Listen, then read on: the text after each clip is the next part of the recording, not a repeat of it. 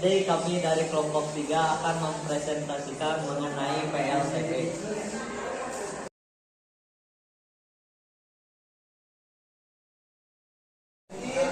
Baik, di sini saya akan menjelaskan tentang pengertian PLTP. PLTP merupakan singkatan dari pembangkit listrik tenaga bayu. Arti kata bayu diambil dari bahasa Jawa yang berarti angin. PLTP memanfaatkan energi angin menjadi listrik.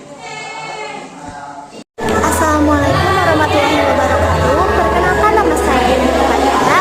Saya akan mempresentasikan tentang kondisi dunia pada PLTP. Pembangkit listrik tenaga bayu atau juga disebut PLTP banyak dimanfaatkan di berbagai negara-negara yang memiliki angin stabil dalam jangka waktu yang lama. Berikut ini gambaran kondisi PLTP di global atau dunia. Pertumbuhan pesat energi angin mengalami peningkatan kapasitas secara signifikan dalam 2 dekade terakhir. Menurut Global Wind Energy Council, kapasitas terpasang global mencapai 900 gigawatt pada tahun 2023. Wilayah utama yaitu Cina memiliki kapasitas terpasang PLTP terbesar di dunia, yaitu 328.973 megawatt. Cina juga merupakan produsen angin terbesar di dunia dengan produksi yang lebih dari 2 kali lipat Amerika Serikat. Yang kedua yaitu Eropa dengan negaranya seperti Jerman, Spanyol, dan Inggris memiliki peran penting untuk teknologi offshore. Yang ini yaitu Amerika Serikat memiliki kapasitas terpasang 788 megawatt pada dasar. Amerika Serikat kapasitas terpasang sebesar 132.788 megawatt dengan memposisikan kedua setelah Cina. Amerika Serikat juga menjadi pemain besar yang memiliki ladang angin raksasa seperti di Texas dan Middle East. Sekian presentasi dari saya. Wassalamualaikum warahmatullahi wabarakatuh. Kondisi pembangkit listrik tenaga bayu atau pembangkit listrik tenaga angin Indonesia antara lain, kapasitas terpasang pembangkit listrik tenaga bayu pada tahun 2021 baru mencapai 157,41 megawatt. Pembangkit listrik tenaga bayu di Sidrap, Sulawesi Selatan merupakan pembangkit listrik terbesar di Indonesia dengan berkapasitas 75 megawatt. Pembangkit listrik tenaga bayu di Jeneponto, Sulawesi Selatan memiliki kapasitas 72 megawatt. Pembangkit listrik tanah laut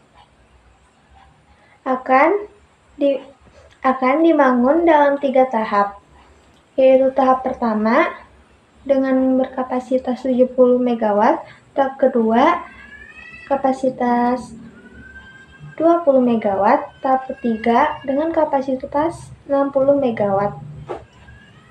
Pemerintah menargetkan pada tahun 2025 pembangkit listrik tenaga bayu harus mencapai 255 megawatt.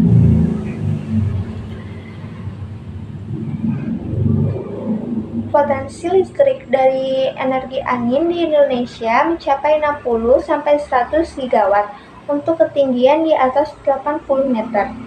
Indonesia memiliki potensi kecepatan angin yang tertinggi di pesisir selatan Pulau Jawa, Sulawesi Selatan, Maluku, dan Negeri Tenggara Timur.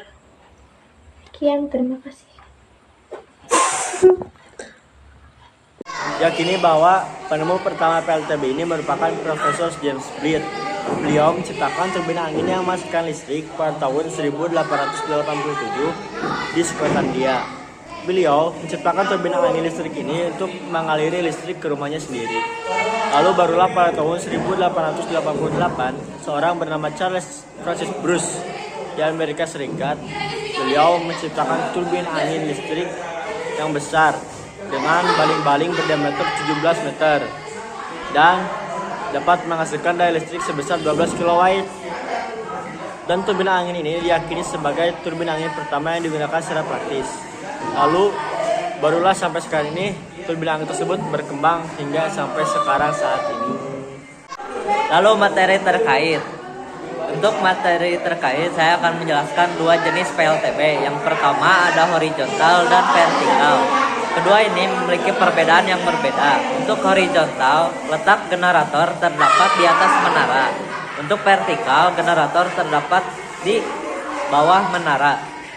Lalu untuk biaya operasional, untuk horizontal itu lebih mahal. Kalau untuk yang vertikal itu lebih biayanya lebih terjangkau. Dan untuk tegangan listrik yang dihasilkan lebih besar PLTB yang jenis horizontal dibanding dengan vertikal. Kenapa lebih besar horizontal? Karena dilihat dari ukuran. Ukuran horizontal biasanya lebih besar daripada vertikal. Assalamualaikum warahmatullahi wabarakatuh. Perkenalkan, nama saya Nopal. Saya akan menjelaskan komponen yang ada di PLTB. Kincir angin mengubah energi kinetik angin menjadi energi mekanik berupa putaran.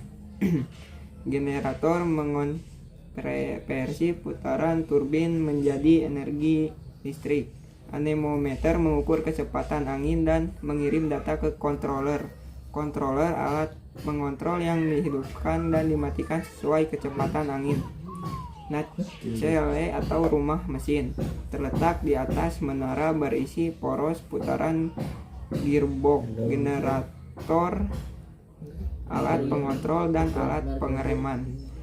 Tower atau menara dibuat dari pipa baja, beton, atau rangka besi. Semakin tinggi menara, semakin besar tenaga yang didapat. Sistem kontrol mengatur kinerja PLTB seperti kecepatan putaran turbin, menjaga kestabilan produksi energi listrik, memantau kondisi cuaca, dan mengatur posisi baling-baling. Sistem transmisi menyalurkan energi listrik yang dihasilkan oleh generator ke konsumen atau jaringan listrik.